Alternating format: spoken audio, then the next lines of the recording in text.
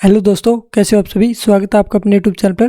तो जैसे कि आपको पता होगा कि हम नया एक सीरीज़ का रिवीजन कर रहे हैं जिसमें नवीन सर पॉलिटी करवा रहे हैं, तो उसका हम रिवीजन कर रहे हैं। और आज ये उनकी क्लास के हैंड रिटन नोट्स है जो कि आपको हमारे टेलीग्राम चैनल पर मिल जाएंगी। और टेलीग्राम चैनल का लिंक आपको डिस्क्रिप्शन में मिल जाएगा। वहाँ पर ये पूरी PDF आपको मिल जाएगी, बिल्कुल फ्री में मिलेगी।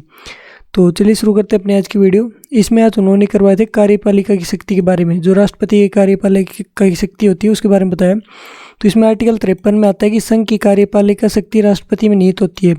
उसके बाद आर्टिकल 74 में आता है कि राष्ट्रपति की सहायता के लिए एक मंत्री परिषद होगी और मंत्री परिषद का प्रमुख प्रधानमंत्री होता है। राष्ट्रपति को मंत्री परिषद की सलाह माननी ही पड़ेगी और ये उनकी न्यायिक समीक्षा से बाहर होगी।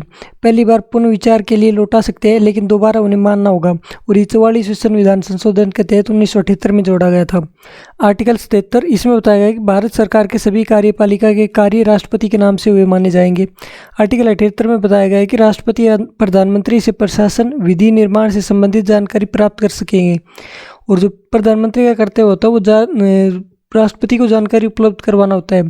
विभिन्न महत्वपूर्ण पदों की नियुक्ति राष्ट्रपति द्वारा करवाई जाती है, जिसमें प्रधानमंत्री का पद आता है जो कि आर्टिकल 75 में बताया गया है। और जो प्रधानमंत्री होता है वो राष्ट्रपति के प्रसाद पर्यंत होता है।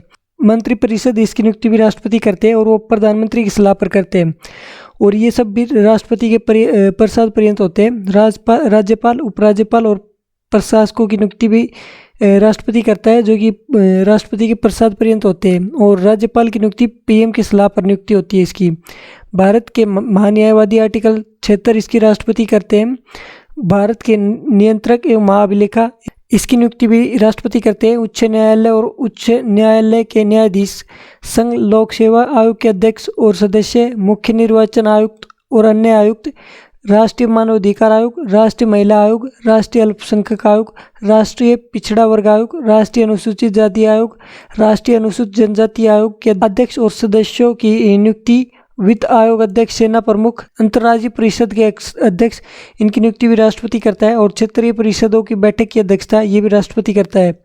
उसके बाद राष्ट्रपति की न्यायिक शक्तियों के बारे में बताया है। ये आर्टिकल 72 में बताया गया समाधान की शक्तियों के बारे में, जिसमें पहला आता है क्षमा, यानी कि पूर्ण क्षमा। इसमें चाहे कोई भी अपराध हो और उसमें पूर्ण क्षमा दे दी जाती है, यानी उसकी सभी गलतियां जो माफ़ कर दी जाती है और उसे कोई भी सज़ा नहीं मिलती, उसमें पूर्ण क्षमा होती है। लघुकरण, इसमें सजा की प्रकृति को बदल देना। इसमें यदि किसी आरोपी को मृत्युदंड दिया गया है तो उसकी जो सजा है उसको बदलकर आजीवन कारावास कर देना, इसमें आता है, लघुकरण में आता ही है।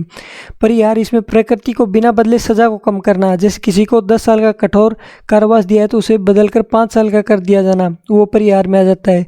विराम, विराम में विशेष कारण से सजा को कम करना, जैसे कोई लेडीज प्रेग्नेंट हो उस कारण से। प्रतिलंबन, इसमें दंड को स्थगित करना, ये प्रतिलंबन में आता है। मंत्रिमंडल की सलाह पर निर्णय होता है इसका, और जो सलाह होगी उसको बाध्यकारी बनाया गया है, जो कि 42वें संविधान संशोधन के तहत 1976 में इसे जोड़ा गया था। और एक बार पुनः विचार के लिए वापस लौटा सकते हैं राष्ट्रपति, जो कि 44वें संविधान संशोधन के तहत 1978 में जोड़ा गया था। निर्णय की समीक्षा नहीं होगी, लेकिन प्रक्रिया जो होती है उसकी समीक्षा की जा सकती है। आर्टिकल नंबर 124 इसमें उच्चतम न्यायालय में न्यायाधीशों की नियुक्ति के बारे में बताया, और ये जो चीफ जस्टिस ऑफ इंडिया होते हैं उसकी परामर्श पे होती है इनकी नियुक्ति। आर्टिकल 217 इसमें बताया गया कि उच्च न्यायालय में न्यायाधीशों की नियुक्ति ये परामर्श लेते हैं CJI और जो संबंधित राज्यपाल होता है जिस राज्य का, उससे। आर्टिकल 143 इसमें राष्ट्रपति को उच्चतम न्यायालय से परामर्श प्राप्त करने का अधिकार है, और लेकिन इसमें वो बाध्यकारी नहीं होते हैं। तो ये आज का लेक्चर था जो कि मैंने आपको कंप्लीट रिवाइज करवा दिया है। और वीडियो आपको कैसी लगी कमेंट बॉक्स में ज़रूर बताइए। और इस वीडियो में इतना ही, मिलते हैं आपसे अगली वीडियो में, तब तक के लिए धन्यवाद।